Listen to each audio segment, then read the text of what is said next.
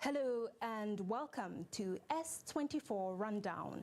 I am Gloria Atta and here is our news in brief.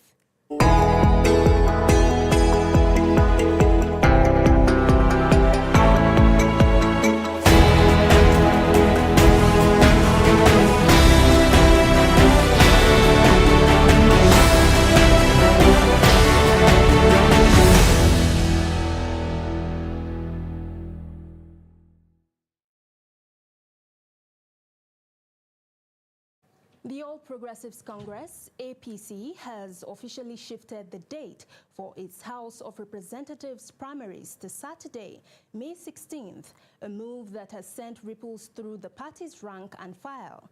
This postponement is seen as a strategic window to address internal frictions and ensure that logistical arrangements are watertight across all constituencies. Party leadership maintains that the slight delay is necessary to uphold the integrity of the democratic process and to give aspirants additional time to reconcile with aggrieved stakeholders within their local chapters.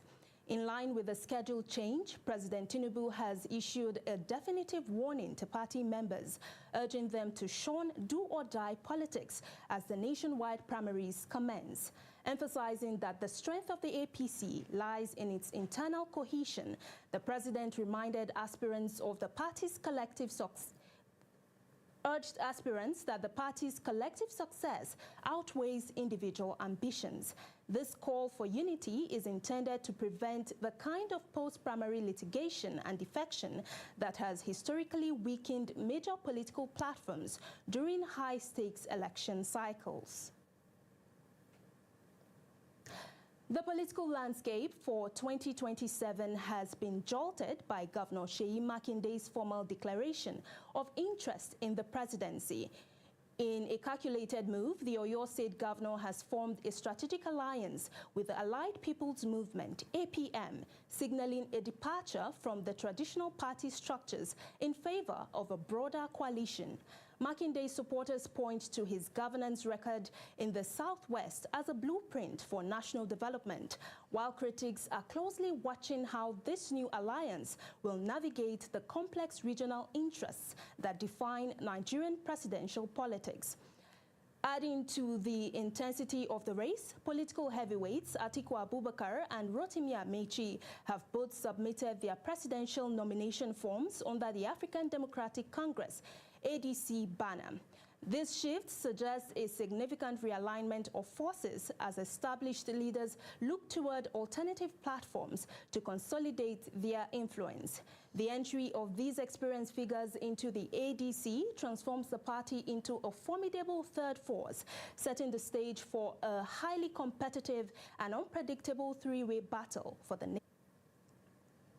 Away from politics, the Transmission Company of Nigeria, TCN, has sounded an alarm following the report of 276 cases of power tower vandalism over the last 4 years. These deliberate acts of sabotage have not only crippled the national grid, but have also cost the federal government billions of naira in emergency repairs and lost revenue.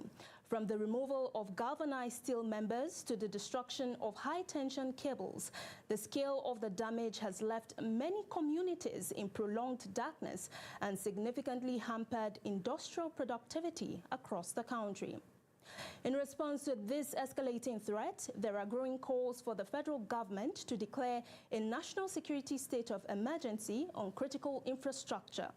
Experts and stakeholders argue that traditional policing is no longer sufficient to protect these remote and vulnerable assets from sophisticated syndicates.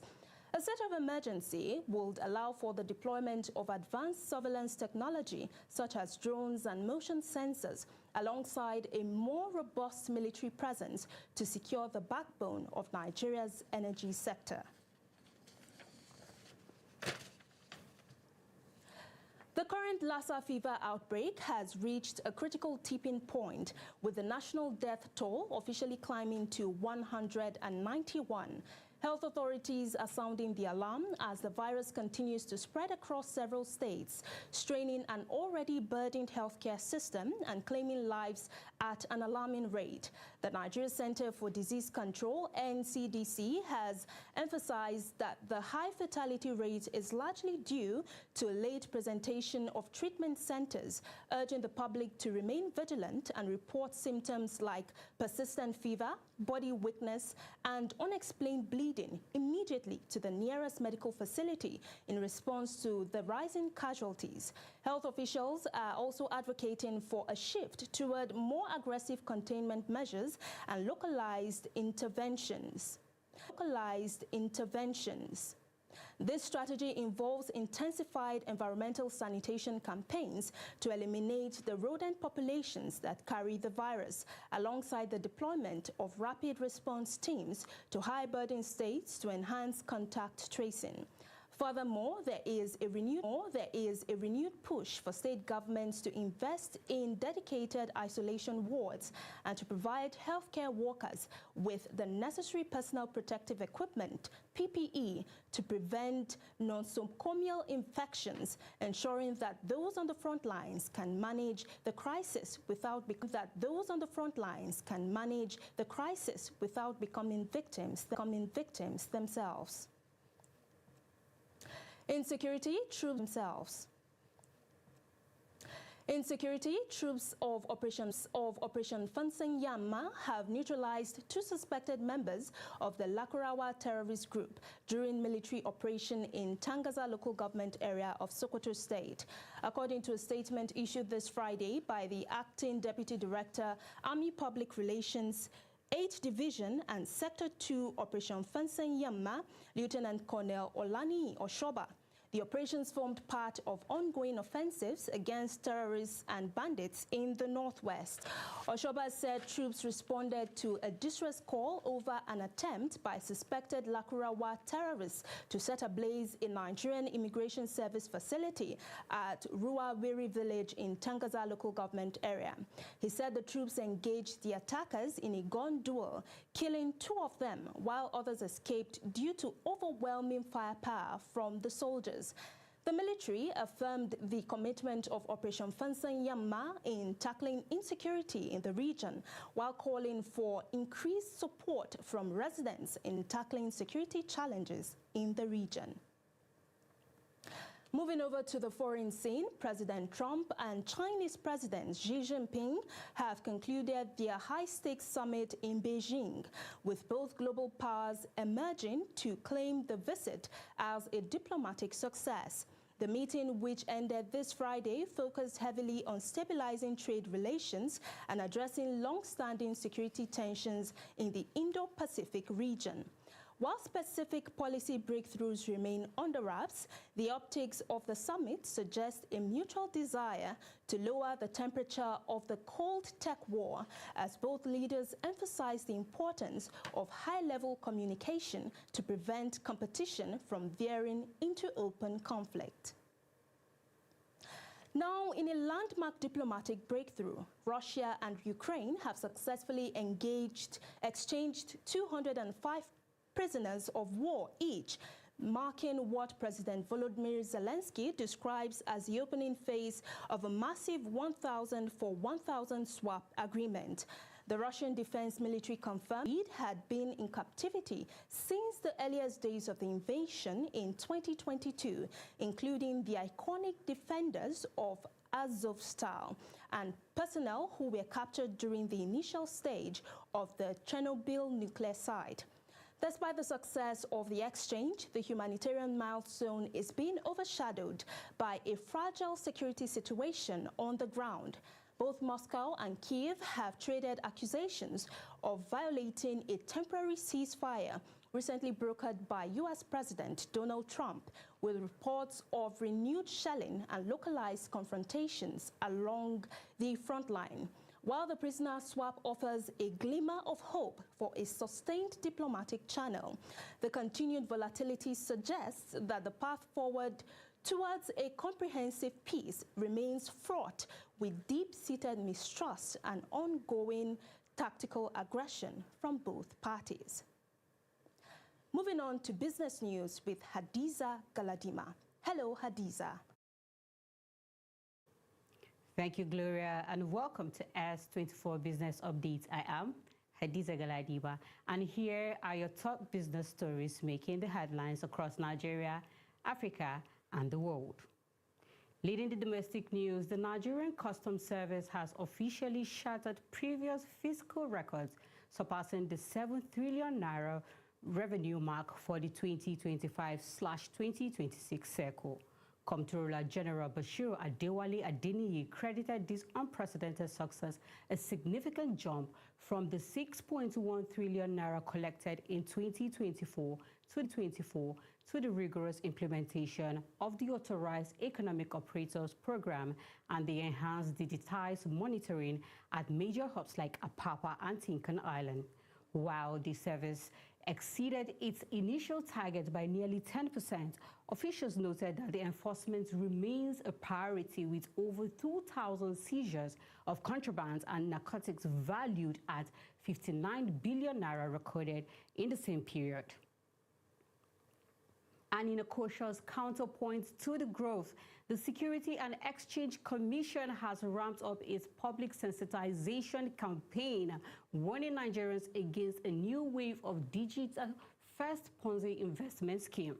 These fraud-led platforms are reportedly exploiting the current economic climate by promising inflation-proof returns through fake AI-driven cryptos, trading and phishing scams that target mobile banking credentials. The Commission is urging the public to verify the registration status of any investment firm on its official portal, reminding citizens that if any offer sounds too good to be true, it's almost certainly a financial trap. And adding to the pressure on the financial sector, the National Insurance Commission has taken a hard-line stance on industry stability, declaring the July 31st, 2026 recapitalization deadline as inviolable under the supervision of the Commissioner for Insurance. Firms are in a frantic race to raise fresh capital or secure major partners to avoid being phased out. This regulatory push is designed to weed out insolvent players and ensure that remaining insurers have the financial muscle to cover large-scale risk in sectors like aviation and oil and gas, which have historically been dominated by foreign underwriters. Now shifting to broader continental development, the African Development Bank has issued a call for intensified regional financing partnership to address Africa's massive infrastructure deficit. During high-level talks in Lusaka and Abidjan, the bank highlighted its Integrate African pillar, which saw a 443% surge in project approvals in the early 2026, including a massive $363 million road corridor project in Cameroon. President Dr. Sidi Ould Tah emphasized that relying solely on external debt is no longer sustainable, urging African nations to pool domestic resources and pension funds to build the modern railway and energy system necessary for the African Continental Free Trade Area to thrive. Meanwhile, in the tech world, the legal community is focused on the United States as closing arguments began this Thursday in a blockbuster OpenAI copyright lawsuit filed by Elon Musk. The trial in Oakland has evolved into a proxy battle for the future of AI governance, with Musk's legal team arguing that OpenAI's shift from a non-profit open source mission to a profit-driven partnership with Microsoft constitutes a breach of contracts. OpenAI's defense maintains the lawsuit is motivated by petty revenge, but the verdict is expected to set a global precedent for how generative AI companies use intellectual properties and manage corporate transparency. Concluding on the diplomatic front, global trade leaders have gathered for the African CEO Forum in Kigali and Trump-Xi Beijing summit to negotiate the future of international commerce. in Kigali. Hello, Gloria. How are you doing? I'm doing fine. It's always a wonderful pleasure to have you here. Thank you so much. So let's just go quickly to the business of the day. We're going to be starting with Punch newspaper, and on the Punch newspaper, and on the front page it says, "Fierce lobbying, tension as APC primaries begin." Another electioneering period is upon us. So what are your expectations? Well, yes, we have to say congratulations to Nigerians, because for the past 26 to 25 years, democracy has been sustainable in Nigeria. Since 1999 to date, there was no any military truncation. So Nigerians are amazed. 2027, Nigerians are going back to elect a new president, or if they will still give the incumbent president chance to continue from where he stopped. So I think it's a welcome development for Nigerians to enjoy almost 26 years of democracy without any military intervention. So coming back to APC primaries, you know, the APC is the ruling party, and the other opposition party are actually looking at what the APC is going to do, so that they can also copy, or even they can build on what they are doing. So, you know, tomorrow, the ruling party are going to start their own party primaries. They are starting with the House of Representatives primaries, which is going to take place tomorrow. And up to 23rd or 24th of this month, they are going to finish the primaries, which definitely we know that like internal party conflict may arise whenever a kind of like an interest was not met in any of the aspirant. He may likely decamp and move to another party. But looking at President Bola Tinubu as the president of the country and someone that has actually came into power on that political party, he warned them, he warned the aspirant that they should not look at politics as a do-or-die affair, and he called on in order to at least allow the democratic process take place. Okay, so let me just take you back down memory lane to a few weeks ago.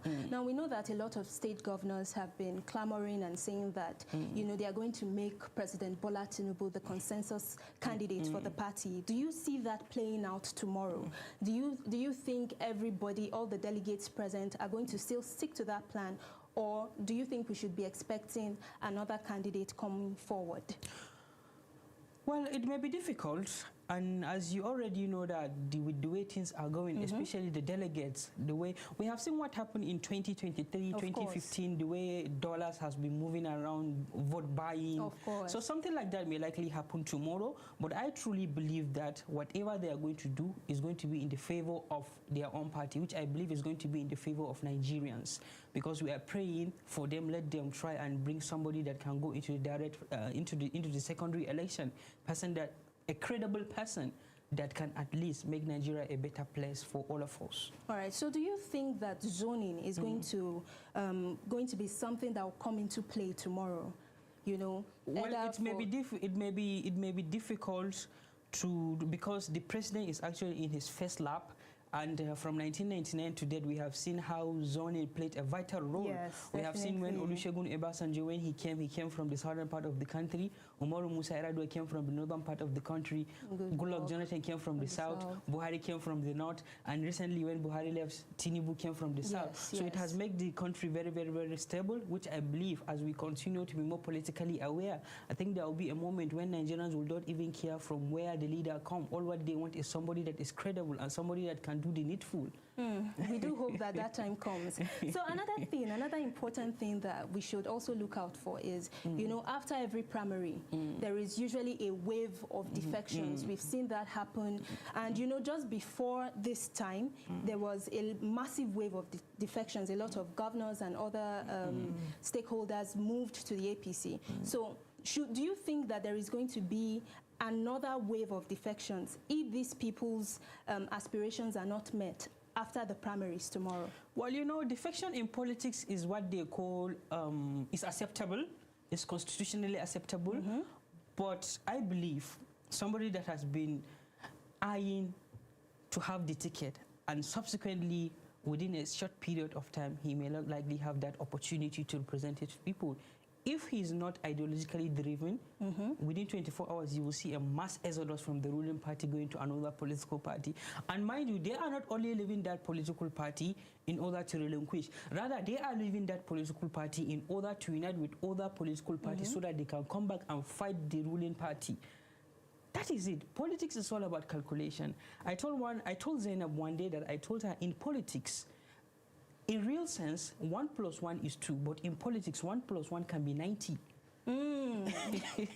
So there is real mathematics and then there is political mathematics. Oh, very we have interesting. recently we saw what happened in Zamfara, someone that came into power through the platform of PDP, but he later left and decamped to APC. Yes, we have seen many defections. So many defections. Politicians are all doing this in order to satisfy their own personal interests. And this brings me to my final question on this lap, which is that when it comes to politics, do you really think that do you think it is a game of interest or it's a game of ideologies? Because when these people come forward, you see someone fully aligned to the goals and aspirations of a particular party, and then because of a little squabble here, you just see them drift. So do you think this is about interest or it's just about, I don't know, what all would you over say about that? there will be, I don't think if there is any country that is operating politics without any squabble.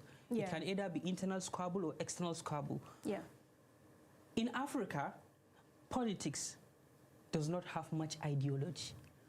But in some places that are practicing politics, they have ideologically driven. For example, you can see politicians from US, UK, and some part of the world that they have ideology. But when it comes to Africa and Nigeria, our ideology is a little bit not okay to most politicians, because the only ideology that most politicians have, especially from 1999 to date, is they have two ideologies: the scramble and partition of power, and the serving the interests of their semi-god. When I say semi-god, I mean people from the West. That is the only ideology they have. I think I should add a third ideology. Okay, what's the other ideology? The stomach infrastructure Preventive ideology. politics. This is what we mean by preventive politics. A situation whereby you will see somebody, he will come into the political terrain. Before the period of 4 years, he will just transform into somebody that he will just be living flamboyantly. Unrecognizable. That's why everybody wants to be a politician. Well, politics is all about service, it's all about sacrifice, and it's all about building people. And if you really want to be a leader, you have to know that you have to do things that are necessary. Because I told myself every time and every moment, I did not have the opportunity to meet with Sardauna, Tafawa Balewa, and the rest, but I always glorify them due to what they left. But we have seen many politicians that just serve just the period of 4 years. They are nowhere to find. So you know, sometimes government officials have a way of deceiving Nigerians in court, and you know, talking is easier than doing. If you remember, we have seen a politician that promised to is easier than doing. If you remember, we have seen a politician that promised to lift 100 million Nigerians out of poverty. Before he left power, he pushed people more into poverty. So now, do you think this is actually, do you think this is a step in the right direction? Because there are several other strategies that they've been employing over time. Yeah, if truly what they meant here, they will try and make it possible to Nigerians, because we have to find a way of differentiating between political gimmick, political rigmarole, and a through statement. Okay, so you know, saying that you are going to use some means in order to fight banditry in the country, every concerned Nigerian, if you see that, he will just be amazed and just say, oh, I'm happy. At least Nigerians will sleep with their 2 eyes closed. But let me tell you, we have seen one of the most lucrative places that have almost virtually a huge amount of budget that was sent to them is security. But every day we are experiencing insecurity, kidnapping, banditry, cattle rustling, armed robbery. What are you telling me? But it's high time for us, because we are in 21st century, and these days, the way artificial intelligence is making works very, very simple. It's actually simplifying things. I believe if the government will at least deploy some artificial intelligence, maybe using some forensic and using some powerful and sophisticated weapons in order to fight banditry, I believe is a good one. Because if you look at what happened between Iran, even if you look at what happened between Ukraine and Russia, USA, Iraq, and even Israel, the conflict that is going on, the confrontation is not that much. They have been using a kind of like driverless airstrike. They have been deploying some sophisticated machines and sophisticated technology in order to do that fight. So I believe in Africa, if we can at least deploy that, it will go a long way in eliminating the bandit, the issue of insecurity, and even it also generates and enhance our own lifespan, because we can't just be sending into 5,000 troops to fight insecurity. At the end, the casualty is high.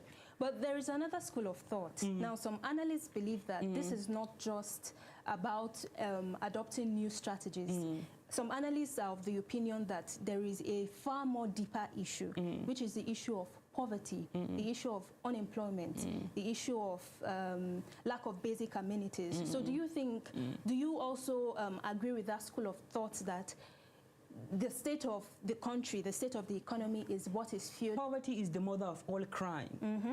If we are to be honest with ourselves, a hungry man is an angry man.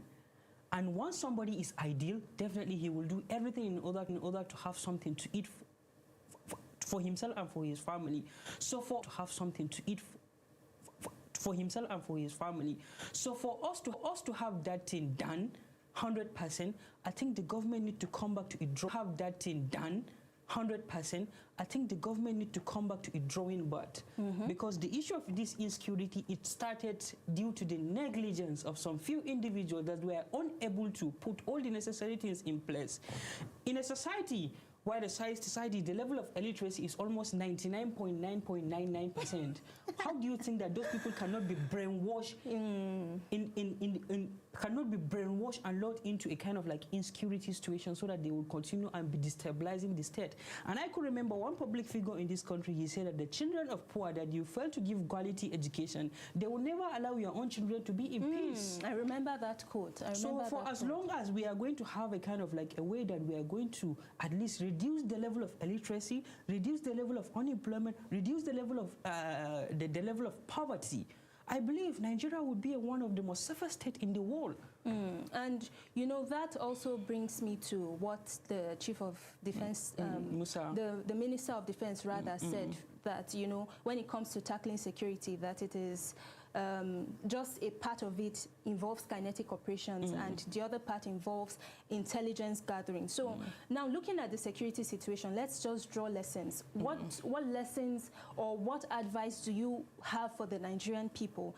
Because now it has, the military has constantly said that this fighting insecurity involves a whole of society approach. That means that both the security agencies and the average Nigerian on the street have a role to play. So what do you think, or how do you think that Nigerians can come into the picture? Yeah, if we look at, I think we need to come back to our senses, because the victory for one is victory for all. And I tell myself every day that Nigeria is the only country we have. And the stability and the continuity of Nigeria is the stability and the continuity of every concerned citizen. Because once if the country is in chaos, once if the country is in a political pandemonium, nobody will even have the chance to stay in the country, to even enjoy the little basic amenities that we have. So security situation is everybody's business. Indeed. Yourself, myself, and everybody have a role to play, even by reporting to the nearest authority. Maybe you come back to your house or your compound, you see a kind of like suspicious thing that is taking place. Quickly call the nearest authority, maybe the police, inform them that this is what you experience or this is what you are suspecting. Then from that place, they will take a decisive measures. Yes, but indeed. We have to put it at the back of our mind. We have been fighting the issue of insecurity for the past almost 15 years. And we have been pushing the blame. We have been blaming the government. Yes. Why don't we at least organize ourselves, even by praying that, oh God, make Nigeria a better place? So I'm going to cut you short right now. It's been a very, very interesting conversation with you. And the summary of this is just as you said, security is everybody's business. When you see something, you say something. And that is it on Newspaper Review today. Up next is S24 Reports, coming to you after the break.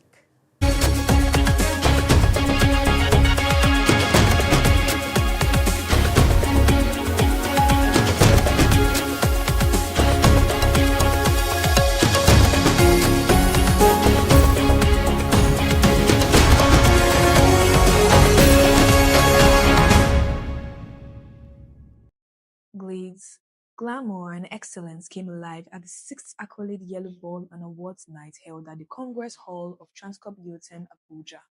The prestigious event brought together notable personalities, entrepreneurs, professionals, and changemakers to celebrate impact, achievement, and outstanding contributions to society.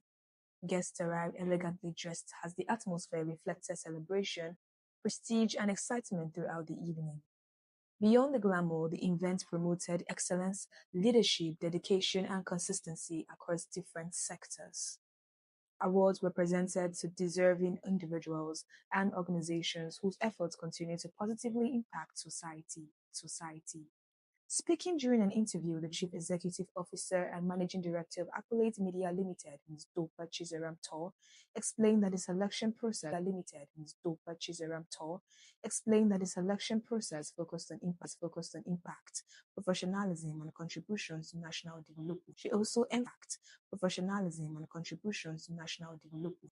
emphasized the importance of public participation in strengthening the credibility, inclusiveness, and transparency of the awards. So for this year, we did a nomination and voting system, which was different from last year. And one of the biggest things that we looked at was, one, the general public view of what an ideal candidate is in each sector. Also, how much each participant and each nominee is playing in their field. So we have different awardees of different sectors: technology, entrepreneurship, politicians.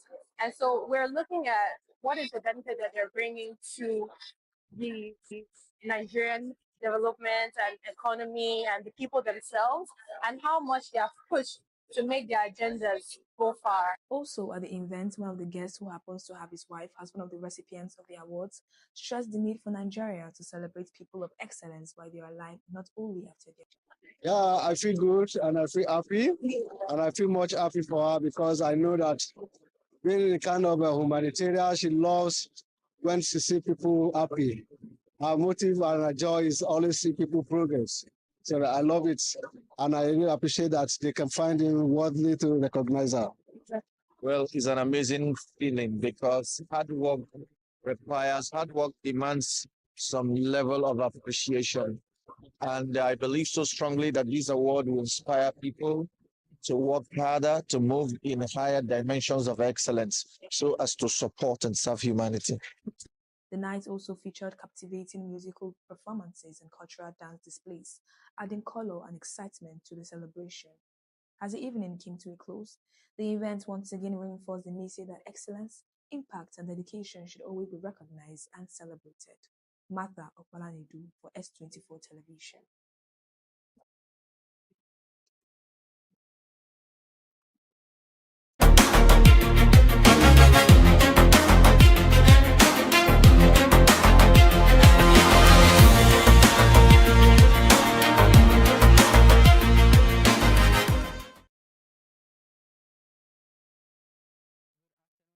Back from that break, this is Political Arena on S24 Television. I am your host, Abubakar Turaki, and joining me here live is my colleague, Shukra Oniye. Shukra, welcome to Political Arena. Thank you. It's always a pleasure to be here. Nigeria is blessed with natural resources, artificial intelligence, population, a large unit of youth, women, children, and all over. Since the return of democracy in 1999, the country has faced a lot of challenge, and it is facing challenge up to this material time, such as insecurity, unemployment, corruption, poverty, poor electricity supply, and the rising cost of living. Many Nigerians believe that bad leadership is responsible for this problem, while others argue that the system itself is weak, and it makes it difficult for good leaders to succeed. Since the return of democracy in 1999, successful administrations have introduced policies and reform, but many citizens still complain about poor governance, lack of development. This raises a serious question about whether the problem is the people in leadership, or is the structure of this, or is the structure itself. Shukra, since the return of democracy from 1999 to date, we have seen how things has been transparent in this our dear country, Nigeria. In your humble opinion, as a young profession, where do you think we get it wrong? Is it from the leadership failure, or it is from the systemic failure? Because I believe there are countries that where we have strong individual and weak institution. You know, Abubakar, things like that work hand in hand. Strong leadership, weak institution. Weak institution will weaken strong leadership. And a weak leadership would weaken an already strong institution. So where we get it wrong is strong leader, how do I put it?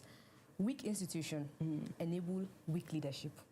In turn, weak leadership make the institution weaker. Weaker, not even weak. Yes, then the weaker institution will continue enabling failed leadership. It's like a circle. It keeps on going round and round and round. If there are no policy put in place to deal with failed leadership / weak leadership, it will continue. And they will not even try to fix the structure. The structure that is enabling them. Why would you want to fix something that is enabling you? Does that mean, that is to say, all those people that have been ruling this country, they lack patriotism? Yes, it all boils down to patriotism. Because if you like a country, you see advanced countries and you be like, I want my country to look like this. I want my country to be one of those countries you can refer to in terms of good things, in terms of infrastructure, in terms of economic stability, in terms of knowledge and all of that. If you're not patriotic, you really don't care about what's going on with another person, talk more of the entire nation.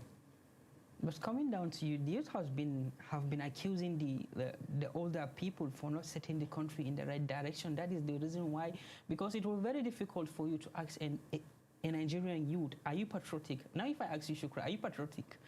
I'm actually patriotic. I'm a patriotic person. Okay, coming down to our next question. Are Nigerians leaders truly accountable to their people? In constitution, yes. In practical, no. Not at all. What do you mean by that? But they have been saying that even if they want to... Accountability boils down to transparency. From the whole political brouhaha going on, has there been transparency? Has it been transparency from the whole defection? We have been seeing them, they have been declaring their own asset, what they have. From the whole defection going on and on and on. Don't you think that maybe they have a kind of like interest, they are pursuing their own interest, they wanted to make the country more governable and better? No, it doesn't work like that. You said earlier, politics is a game of personal gains. Let me not say politics in general. It should not be a game of personal gains. But from what it is at the moment, it is a game of personal gains. All they care about is their own personal interests. And you mentioned declaration of properties. From what I've gathered, each political person, each political stakeholder, let me say, reports their assets. But at the end of the day, when EFCC is still grabbing people, they still grab them with multiple unreported assets. What do we call that? Well, it has come to our notice that whenever they enter into that public office, their take-home fees is nice. They have a very flamboyant salary. Do you mean their take-home fees can provide everything EFCC has been gathering? Billions of naira. But these are all allegations. They are not allegations. Some are already confirmed. Okay, let's go to our next question. Recently, somebody was sentenced to 75 years imprisonment. Was it his take-home fee? Okay, can Nigerian citizens play a vital role in reviving patriotism? Yes, we can. Like you said earlier, most Nigerians are no longer patriotic, and it boils down to a whole lot of infrastructural problem, education, lack of finance, purely lack of economic stability. Poverty is the root of all evil. Poverty has taken away our patriotism. But at the end of the day, if we want a better Nigeria, and we the youth want to be better leaders, we have to be patriotic. Because all the leaders that are not patriotic at the moment were once youths, and it all boils down to the fact that they were not patriotic as a youth, so they cannot be patriotic as a leader. Okay, so what lesson can Nigeria learn from other countries that are experiencing similar challenge and they were able to overcome it? Singapore is a very clear example of that. Singapore went from being an island nation. That was under Lee Kuan Yew? Yes, from being an island nation to being one of the best countries in the world at the moment. Infrastructurally, economy. What do you need if the economy is stable? There will be less crimes. And the leaders are accountable. The leaders are transparent. The leaders are patriotic. The citizens are also patriotic. Shukra, you always make reference to Singapore. Like, looking at what happened to Singapore, Singapore was just crafted out of Malaysia or was just sent out of Malaysia. But the case here in Nigeria is different. Okay. the case should not even be different. Nigeria is a sovereign nation. Nigeria is like a very big country that is sovereign, that has resources, that has people, that has good people to lead it, that has resources, that has the infrastructure and everything it takes to make it big as a big nation, to make the name Nigeria sound anywhere giant of Africa. Are we still giant of Africa? We are. Well, we are, Honestly, we are. And Singapore was, you said, was thrown out of Malaysia, like was carved out of Malaysia or sent out of Malaysia, but they still made it. They are making it. They made it, they are making it, and they will make it. How do you think they achieved that? It was through institutional reform, strong structural reform, and good governance, and not leadership failure, strong leadership. Their citizens And also let me say, contributed through toward patriotic citizenship, it all boils down to patriotic citizens, because the citizens eventually become the leaders. And if you're not patriotic as a mere citizen, how would you be patriotic as a leader? Okay, now is the period of election. Yes, Especially from the ahead of 2027, especially from the political parties. Yes. So what do you think? Like, do you think this coming election is going to produce the best candidates, the best leaders Nigerians needed? I really don't have a say on that. I'm not God. I'm not a clairvoyant. I don't see what is going to happen. But however, I do have words for the citizens to engage in election. They should vote. Because at the end of the day, if they keep on saying their votes don't count, their votes don't count, why do leaders bias the nation in a good way? Okay, Shukura, your last word to Nigerian president. You're a Nigerian. Yes. Yeah, you're a Nigerian. Please do us right. Thank you so much, Do us Shukura. right. Thank you so much. And that is all what we have on S24 Political Arena. Stay tuned for our S24 documentary.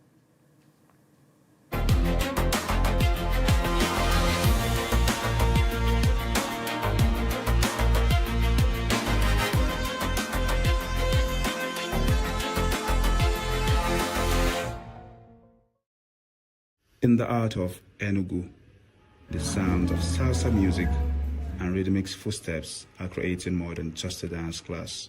Here, culture, history, and identity are meeting on the dance floor in an effort to reconnect Africans with their global roots. At Slang Global, dance and language lessons are being used as bridges across continents. Founder Uchenna Vasa believe these gatherings are helping Nigerians rediscover cultural ties shaped centuries ago through migration and the transatlantic slave trade. I'm saying I am making a situation that will allow us to reconnect with those people that used to be here once upon a time, that were taken away forcibly, that are over there. So once you put that angle out, so if we're learning Spanish here, if we're dancing salsa, if we're singing, our people here went over there, created something that is absolutely wonderful. We're bringing it back here, and we're also taking from here. For Vasa, learning Spanish or dancing salsa is more than entertainment. It is a way of bringing cultural expression born in the diaspora back to the continents they once left behind. For students like Mabel Mesoma, the classes have opened a window into the wider world and inspired dreams of traveling across Latin America. Plans I have for my future self is traveling to Venezuela, Colombia, Mexico, every Spanish speaking country. To know more and not knowing more, to see it with my eyes and see the similarity we have with them. Those similarities, experts say, are deeply rooted in history. Across parts of Latin America, traces of African influence remain visible in language, music, dance, and everyday tradition. There's actually no direct connection, as far as I know.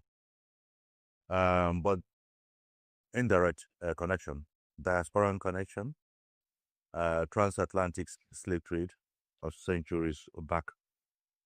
And this is why when you go to a number of Latin American communities, you see similarities between their culture, and what we know here. As the music spills from the studio into the busy streets of Enugu, a new generation is finding creative ways to reconnect with a shared global heritage through music, movement, and conversation. These cultural exchanges are turning history into something, living one dance step at a time.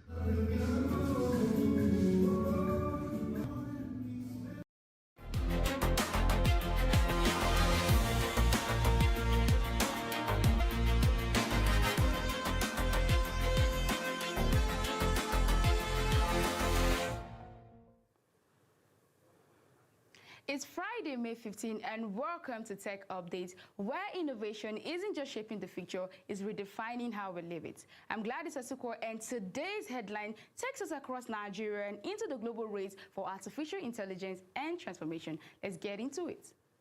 At Fleet News Innovation Week held today being May 15th, experts spotlighted how connected data-driven AI systems are now transforming large-scale vehicle fleet operations. These tools are helping companies reduce operational challenge, improve route efficiency, and make smarter real-time decisions using predictive analytics. And while AI is optimizing transportation system, it is also playing a much bigger role in national safety and security. The Nigerian government is now deploying AI-driven surveillance systems alongside anti-drone technology to boost national defense capabilities. This initiative includes collaboration with international tech firms and the establishment of local training centers to build homegrown expertise in advanced security technologies.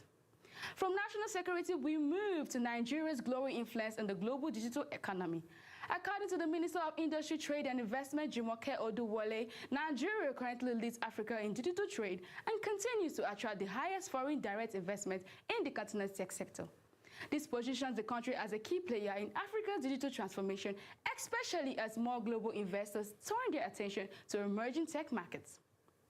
And now, in a major healthcare development, the NNPC Foundation is commissioning a 1.5 Tesla MRI system at the Inandwe Azikwe University Teaching Hospital in Inewi.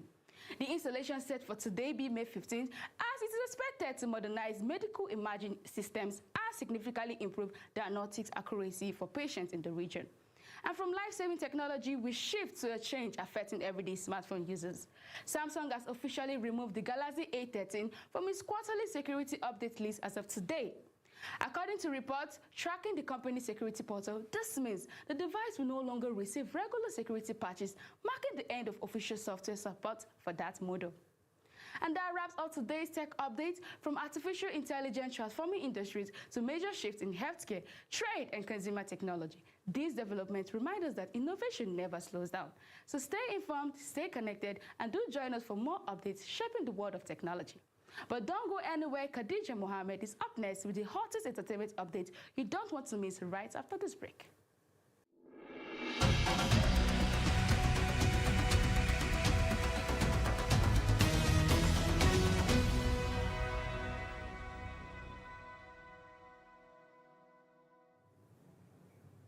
Hello and welcome back from the break.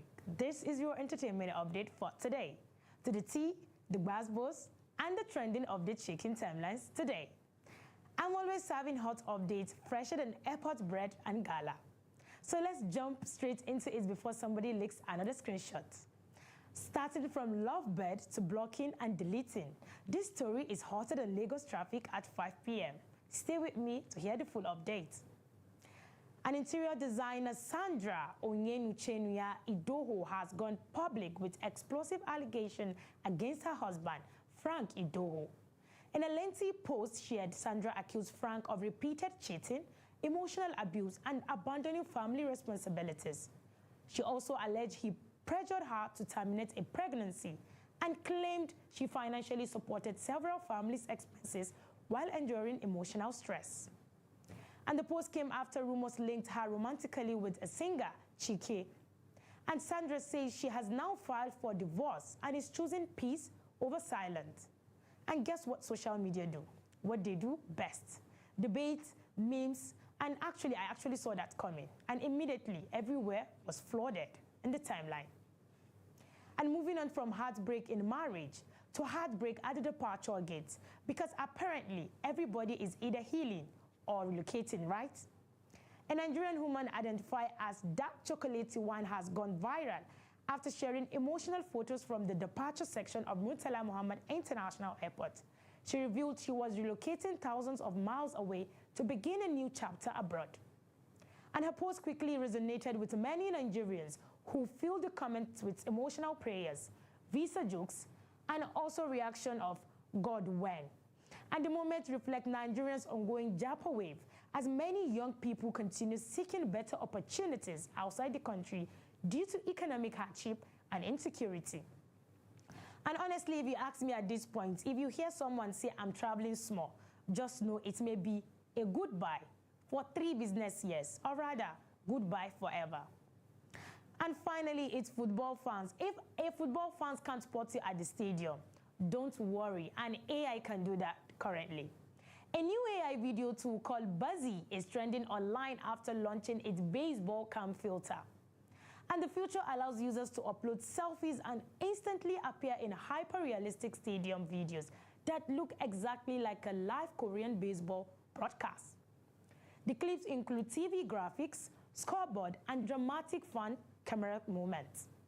And while many users love the filter for creating funny viral videos, critics are raising concerns over deep fake misuse and inappropriate edits. But still, the internet is enjoying the chaos because apparently everybody wants to experience main character energy without buying stadium tickets. But before we go, let's leave social media drama for small and feed our brains with culture, because soft life is good, but knowledge doesn't expire. Have you ever heard of the Nok civilization? Come with me. The Nok civilization was one of the earliest known civilizations in West Africa, dating back over 2,000 years in present-day northern Nigeria. The Nok people became famous for their incredible terracotta sculptures, detailed human figures made from clay, long before modern technology existed. Historians believe they were among the first iron smelting communities in Africa. But what makes the Nok culture special is that technology existed in African centuries even before colonial contact. But today, their artworks remains one of Nigeria's greatest historical treasures. And honestly, Nigerians have always been creative, from ancient terracotta masterpiece to today's TikTok skit. The talent never left. And that's all for today's entertainment update. I'm Khadija Muhammad, reminding you that in Nigerian, 1 minute you are minding your business, and the next minute your name is trending for allegedly. Thank you for staying with us. And coming up next is Sport News with Martha after the break.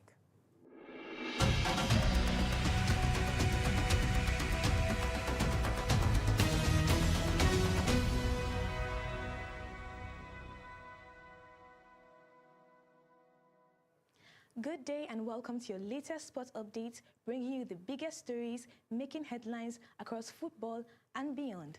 Let's get into it. Real Madrid returned to winning ways with a comfortable 2-0 victory over Real Oviedo at the Santiago Bernabeu. Young forward Gonzalo Garcia opened the scoring just before halftime after taking advantage of a defensive error from Oviedo. Jude Bellingham later sealed the win in the second half with a brilliant finish after coming off the bench. The victory gives Carlo Ancelotti's side a confidence boost after recent setbacks, but Los Blancos still remain 11 points behind league leaders Barcelona, with only a few matches left in the season. From Spain to England now, where Manchester City's future stars delivered derby joy in the FA Youth Cup final. Regan Heskey, son of former England striker Emile Heskey, scored a superb late winner as Manchester City defeated Manchester United 2-1 to lift the FA Youth Cup for the 5th time in the club's history. The match was filled with young talent and late drama, but it was Heskey's powerful strike in the closing moments that secured the trophy and sent City fans into celebration. Still in football, tension appears to be growing inside Real Madrid, with Kylian Mbappe now at the center of the conversation. The French footballer recently admitted he feels frustrated about his role in the team after spending time on the bench in Madrid's recent matches. Mbappe suggested he wants more clarity regarding his position moving forward. However, manager Alvaro Arabilua responded firmly, insisting that team selection decisions remain entirely under his control. With Madrid already training Barcelona in the title race, reports suggest pressure is continuing to build both on and off the pitch at the Santiago Bernabeu. And finally, Team Nigeria is making the country proud on the continental stage. That's right, Nigeria delivered a dominant performance at the African Senior Weightlifting Championships in Egypt, winning an impressive 10 gold medals and 5 silver medals. Brute Inyong Asuko, Onome Dil, and Rafiat Lawal were among the standout athletes, each claiming multiple gold medals to power Nigeria to one of the best performances at the competition so far. The tournament also serves as a qualifier for the Commonwealth Games, and Nigeria's display has sent a strong message to the rest of Africa. And that wraps up today's sports update, from football drama in Madrid to young stars rising in Manchester and golden success for Team Nigeria. It's been another exciting day in the world of sports. As we head into the weekend, expect more action, more drama, and plenty of moments that could change the storylines across different competitions. Thanks for watching. Enjoy your weekend, stay safe, and keep the passion for sports alive. I am Martha Oplanedu, and I'll see you in the next update. Coming to you next is PG News after the break.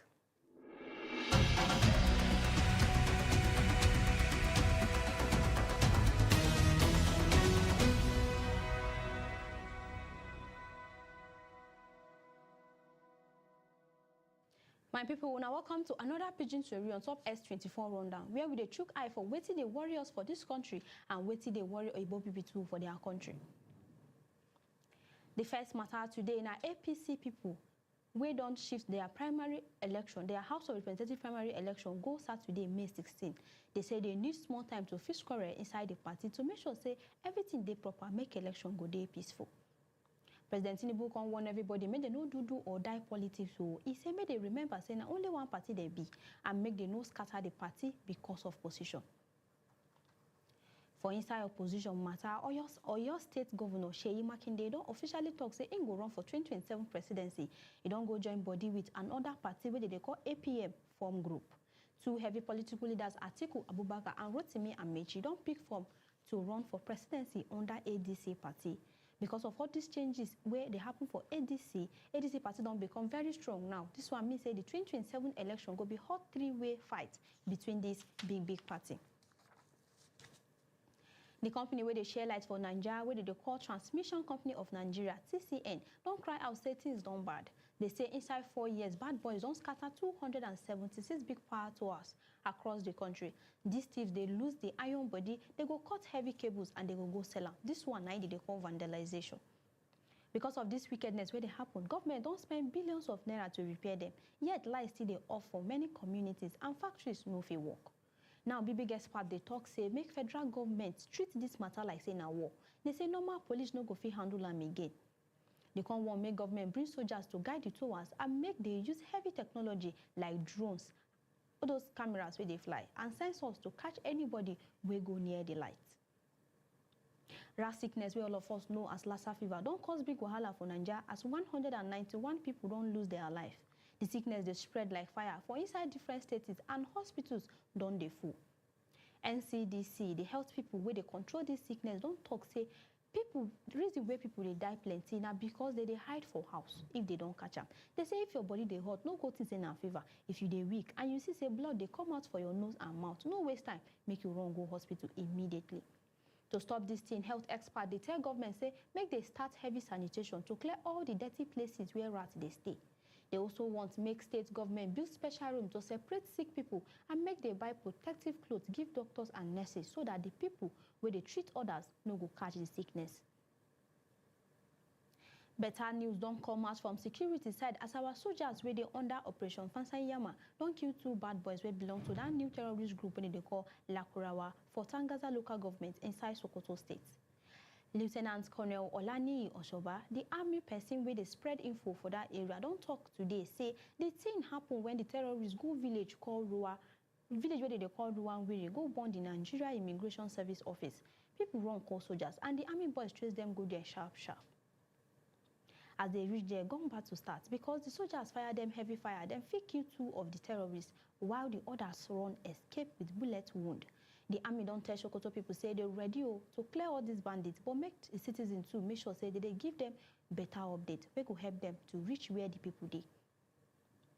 For foreign story, American President Donald Trump and China President Xi Jinping don't finish one heavy, high-stake meeting inside Beijing, and the two world powers they carry shoulders up say the visit na big success for them.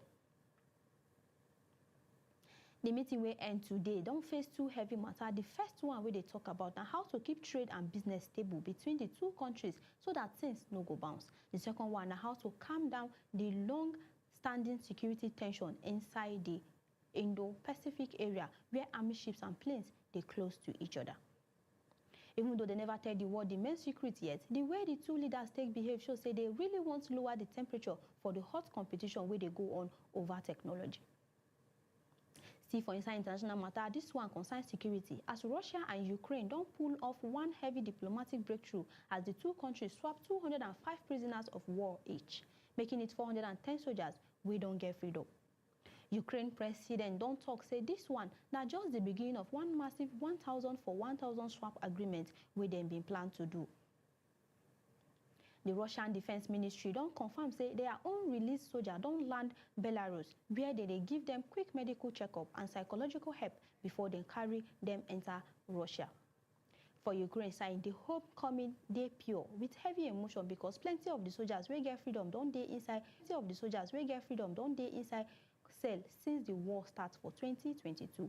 Inside them, you will find the iconic defenders of Azovstal, the strong soldiers will fight for the steel factory, and the security personnel where they catch during the first ever attack for the nuclear site. Nigeria people, make we close our book for this juncture today. I remain on a personal person, Cedrica Yusuf. Big thank you to all of you who with us from Monday reach today. I wish you now with you a call restful weekend.